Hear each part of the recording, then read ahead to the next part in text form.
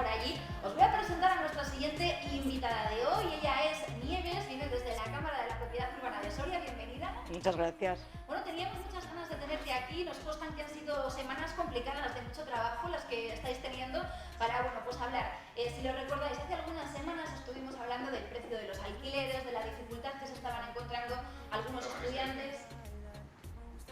¿Que me he quedado sin pillas? Bueno, a ver si ahora se me escucha bien. Nada, A repetir. No os preocupéis. Y seguíamos hablando de ese precio del alquiler en comparación con otras provincias, en comparación con otras comunidades, porque también hay un poco de mito, yo creo, ¿no?, alrededor de todo esto. Tú me decías, en mi opinión, no es tan caro el alquiler en Soria. Esta opinión no es muy popular, ¿eh? No es nada popular, lo sé. Me dicen que me lo invento y no me lo invento.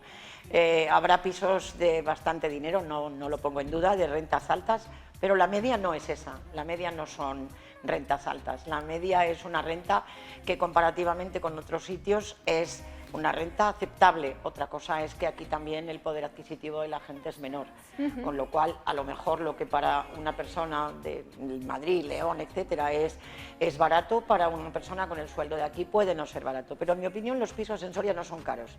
¿Qué está pasando con los alquileres? Porque es cierto que el mes de septiembre siempre, bueno, pues históricamente es de mucho trabajo, de mucho movimiento, pero para la situación en la que nos encontramos, todo tan raro, con tanta incertidumbre, sí que notáis a lo mejor incluso un plus, como que se está alquilando mucho, que hay mucho movimiento. No esperábamos el atascón de trabajo que hemos tenido en el trimestre julio, agosto y septiembre, y también en el mes de octubre y también en lo que va de noviembre. En cuanto a que hemos hecho aproximadamente 100 y algo más contratos en el mismo periodo del 19, teniendo en cuenta que nosotros realmente solamente cerramos el periodo de estricto cierre, que hemos trabajado como hemos podido, teletrabajando, etcétera, etcétera. En junio hubo muchísimo trabajo del atascón, que venía del atascón del principio del confinamiento, pero luego está habiendo muchísimo movimiento. Es decir, tenemos movimiento en septiembre, que es lo normal, hemos tenido muchísimo movimiento en agosto, en octubre, y seguimos a un ritmo considerable. Una de las cosas de las que hablamos aquí, que pusimos encima de la mesa, fue la posibilidad de que el precio del alquiler se regulara, o bien desde la Junta, desde el Ayuntamiento, como pudiera ser, pero que de alguna manera se regulara o se pusieran unos ciertos límites. ¿Tú crees que esto es posible? Vamos a ver, esa es una pregunta que vale 1 millón. Se anuncia determinadas normativas. Creo que incluso dependen los presupuestos generales del Estado de esa especie de normativa, una ley de vivienda general que intenta regular los precios de los alquileres. Esa ley ya existe, por ejemplo, en Cataluña. Nada, es decir, muy polémica. ¿Por qué? Porque primero puede resultar anticonstitucional que a alguien le digan lo que tiene que pedir por una propiedad suya que la pone en funcionamiento y que es la la ley de la oferta y la demanda, y por otro lado porque la aplicación de esa normativa es muy complicada. Yo me he tomado la molestia de mirarme la ley catalana, que tiene un preámbulo larguísimo y que lo que hace es poner esos límites primero solo en determinadas zonas. Entonces ya ahí enumera cuáles son esas zonas. Luego incluso prevé un carácter retroactivo, es decir, para aquellos contratos que ya incluso estén hechos. Y luego establece unos precios que van en función de unos índices, que esos índices en el momento actual, con la volatilidad que tenemos, no sé si realmente eso va a tener un resultado práctico. Bueno, es un poco el primer experimento, yo creo, que se hace respecto a esa normativa. Aquí veremos cómo van las cosas, pero nosotros lo que decíamos es, bueno, que se regule el precio del metro cuadrado y dependiendo del tamaño, pero que sí que existan ciertas limitaciones de alguna manera para que tampoco se invadan los derechos de la persona que pone en alquiler su vivienda, pero que tampoco pues se pueda especular o se pueda, bueno, pues de alguna manera también con una cosa que es esencial para todo el mundo, pues que se pueda, ¿no?, modificar o que haya unas diferencias tan grandes. Tenemos algunas capturas o tenemos imágenes, no sé si las vamos a poder ver ahora, Rodrigo, el equipo de realización, porque hemos estado viendo la diferencia que puede haber en el metro cuadrado en Soria. en el metro cuadrado, ¿eh? Ya no decimos entre una vivienda y otra, porque bueno, una puede ser más grande, otra puede ser más pequeña.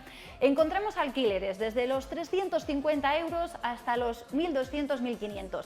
Unos van a ser más grandes, otros más pequeños, pero estamos hablando de una diferencia a lo mejor de 50 metros cuadrados o de 70 metros cuadrados, que realmente no justifica a lo mejor solamente el tamaño. ¿Esto es por zonas? ¿Esto es por antigüedad? ¿Esto a qué responde? Yo creo que en el caso de esta ciudad no responde tanto a la superficie de los pisos, sino a la antigüedad del inmueble. Es decir, por experiencia propia y sin datos estadísticos constatados ahora en este momento, un piso nuevo de 60 metros cuadrados es relativamente más barato que un piso viejo de 70 metros cuadrados. ¿Qué hace la gente? ¿Por qué? No lo sé, no lo sé. Es decir, mi opinión es que no se puede pedir menos de ese gráfico que tú pones ahí, 350 euros al mes. Luego todo depende si se ponen gastos aparte o no gastos aparte, porque eso es también muy importante.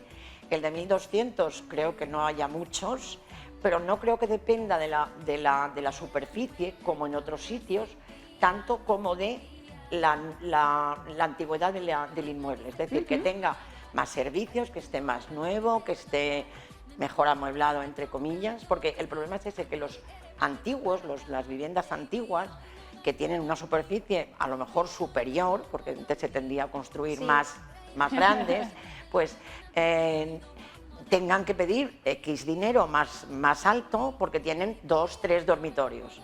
Pero 2, 3 dormitorios, una familia ahora mismo, si nadie tiene necesidad de 2, 3 dormitorios, prefieren menos metros cuadrados, incluso un poquito más de renta, y una ubicación mejor y un sitio más moderno, más nuevo, mi opinión. Bueno, estábamos hablando además que la Cámara de la Propiedad Urbana, para la gente que no os conozca o que no sepa exactamente cuáles son las funciones que lleváis a cabo, estáis un poco entre medias, ¿no? Regulando un poco, coordinando al final a muchos otros sectores, a inquilinos, a inmobiliarias, a propietarios. Bueno, sois un poco el núcleo al que al final... Lo que sucede es que nosotros somos una asociación sin ánimo de lucro. Eso te lo dice todo. Claro. Es decir, tenemos una función social con respecto a, por ejemplo, el depósito de fianzas que gestionamos para la Junta, tenemos un asesoramiento para lo que son nuestros asociados, jurídico en todos los sentidos, comunidades de propietarios, y lógicamente acuden a nosotros porque somos una institución muy antigua para cosas muy básicas pero muy importantes, fundamentalmente de asesoría y registro, como te digo. Bueno, sobre todo ahora mismo que se ha hablado tanto, que se ha especulado con que la cláusula COVID en los contratos de alquiler, que si me van a poder subir, que si me voy a trabajar fuera y luego teletrabajo, ¿qué hago con ese contrato de alquiler? ¿Habéis vivido muchas situaciones de asesoramiento legal respecto a todo lo que ha ocurrido con la crisis sanitaria? A ver, la cláusula COVID nos la piden ya, además la llaman así, la llamamos todos así, cláusula COVID, nos la piden fundamentalmente en contratos de temporada. Quiero decir, cuando quien alquila es una familia, que se llama vivienda habitual técnicamente, no importa tanto la cláusula COVID porque ya tienen, entre comillas, su ritmo hecho. El problema es cuando se trata de arrendamientos de temporada de estudiantes que se encuentran con la situación que han tenido en marzo y en abril, a mitad de curso, se han tenido que marchar, propietario no sabe qué hacer, inquilino no sabe qué hacer, y como ahora ya esa situación medio la han resuelto como han podido, quieren que ahora se quede escrito. Pero ¿qué sucede? Es muy difícil redactar eso, es muy difícil. Cláusula COVID lo que quiere es regular una posibilidad que no existe, es decir, que la tenemos redactada, estupenda y larguísima y la ponemos, pero no sé la utilidad práctica que va a tener, porque es que no sabemos qué va a pasar. ¿Va a ser un confinamiento, suponiendo que lo haya, como el anterior o no? ¿Va a durar 3 meses o 6 meses? Entonces, ¿qué se hace? Claro. Pasa que hay gente que dice, mira, me voy a arriesgar, quiero que me la redactes, queremos que la redactéis, tenemos 2 o 3 escritas para eso, y que pierda cada uno el 50%. Pues perfecto, la redactamos y la ponemos. Es otro problema en los locales, es decir, en viviendas hablamos de que realmente un estudiante al que le digan te tienes que marchar, tal vez no se tenga que ir porque pueda es decir, tener enseñanza online, Sí. pero en un local que tienen Claro. que cerrar, ese sí que es un problema. Realmente no se está alquilando nada nuevo, al menos Ya. que yo sepa. Te decía yo, sobre todo en tema de locales comerciales, yo creo que es uno de los peores datos, sin ninguna duda, ¿no? A pesar de que parece que en los alquileres particulares que sí que hay movimiento, que los estudiantes, las residencias tienen menos capacidad, pero hablábamos de 94 locales comerciales vacíos en el centro de Soria hace 3 semanas, hoy seguramente sean más. ¿Cómo lo estáis viviendo vosotros? Completamente de acuerdo contigo, es decir, la caída en locales ha sido de tal envergadura que no solamente no se alquila ya, sino que se rescinde lo que ya está alquilado. Cuando no se rescinde, se rebaja la renta. Cuando no, simplemente se asustan y no saben qué hacer. Claro. Es decir, yo auguro muy mala temporada, muy mal futuro para este tipo de arrendamiento de local. Es lógico. ¿Qué pones? ¿Qué haces? ¿Qué negocio va a funcionar? Y por último, sí que me gustaría un consejo, ¿no? Desde vuestro punto, que al final pues yo creo que tenéis una perspectiva mucho más amplia a la hora de alquilar un piso en Soria. ¿Por dónde hay que empezar? ¿Qué hay que evitar? ¿Cuáles son los errores que se cometen más habitualmente? El error que más se comete cuando se alquila el piso en general es creer que se sabe. En eso como en todo. Es decir, nosotros hacemos los contratos a nuestros asociados. Sí. Y procuramos o creemos que están bien hechos, ¿vale? Hay unas personas que consideran que no tienen que acudir, no digo ya a nosotros, sino a una gestoría inmobiliaria, abogado, etcétera, porque es que han visto uno muy estupendo en internet y ese contrato luego a lo mejor resulta que adolece de pequeñitas cosas, cuestiones que el que entiende, las personas que estamos en ese asunto las podemos resolver y no. Entonces, primera cuestión, asesorarse bien a la hora de hacer el contrato, tanto por parte del propietario, los que son asociados nuestros, por teléfono, por email, en presencia, con cita, lo recalco, o que acudan a un profesional del que se fíen, porque el contrato es lo más importante en este momento.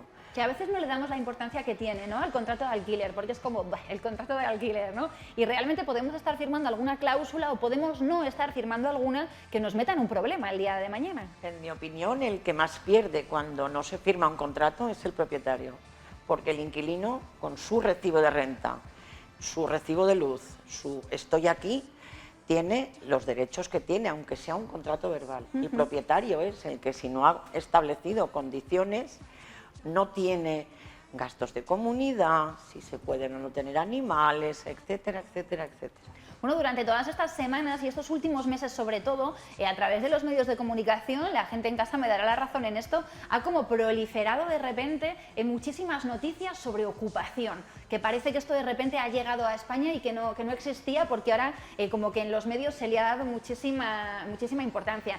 ¿Es cierto que está habiendo más ocupación a raíz de la situación? ¿Cómo está Soria con respecto a eso? ¿Los propietarios tienen más miedo? A propósito de eso, a ver, sin que haya muchos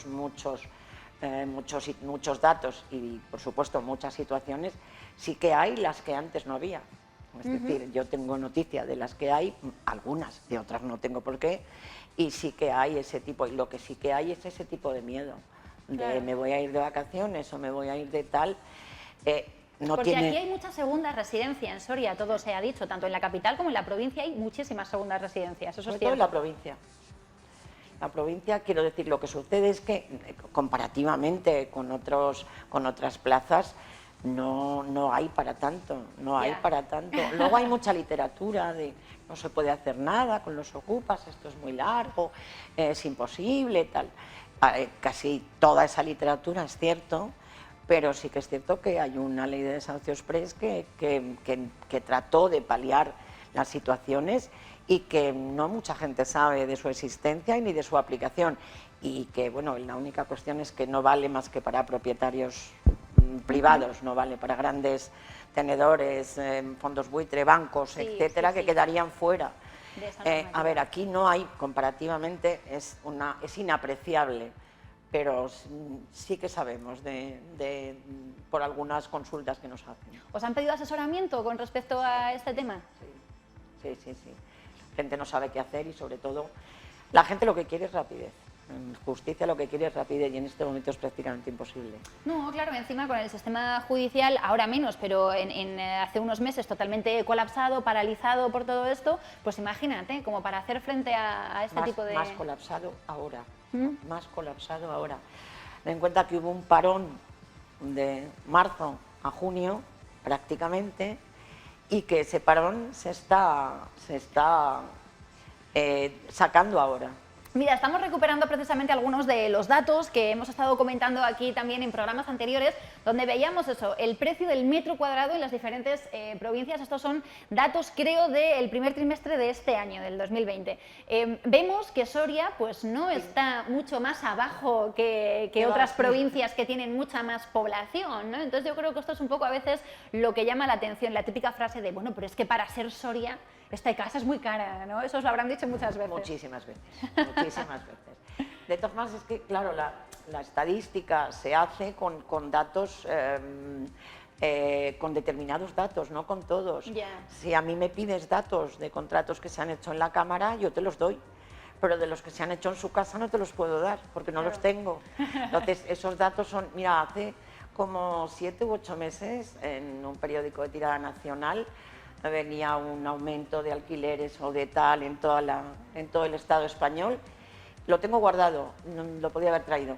Y venían el aumento en todos los sitios, menos en Soria, que ni había aumentado, ni había, o sea, no ponía nada de Soria. ¿Por qué? No lo sé. Porque no había datos, ¿no? O porque se hace todo a lo mejor porque a no través de había particulares, datos, pues si supiéramos esa razón, pero...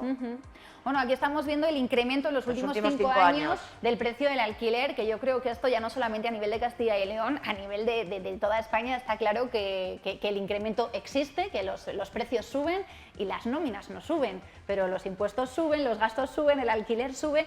Y esto, fíjate, me ha pasado hoy, me he metido a Idealista a ver cositas hoy que ibas a venir y tal, y he visto un piso que hace 6 meses estaba a 400 euros, hoy estaba a 500. Y digo, es que lejos de bajar, no lo sé, si es que yo le he visto exactamente igual sí. de cómo está, Sin porque ninguna además mejora. es el típico piso que le tienes visto, ¿no? Que te has metido a ver alguna cosa y dices, ¿esto a qué responde? Esto, claro, se puede hacer, son totalmente libres de hacerlo. Se puede hacer, por supuesto. A ver, mi opinión es que este mapa tendríamos que verlo dentro de, por ejemplo, un año, porque es muy posible que en aquellos sitios donde los últimos 5 años ha subido el alquiler baje, y es muy posible, sí, que en los sitios donde no se ha incrementado el alquiler suba. ¿Por qué? Grandes ciudades tienen un montón de destinos de alquiler turístico que no tienen que hacer con ellos ahora. Ya, claro. Los tienen que alquilar. Bueno, la situación desde luego ahora es única, diferente, novedosa, ¿no? En muchos aspectos. Entonces hay mucha gente también que está intentando sacar la bola de cristal y decir, van a bajar los precios, van a subir, va a haber otro boom inmobiliario, se va a poder comprar más barato. No tenemos una bola de cristal, No, pero ¿cómo ves tú la situación? Lo que pasa es que el sector inmobiliario, y más ahora tal y como están los tipos de interés y tal, siempre ha sido un regalo, siempre ha sido un regalo.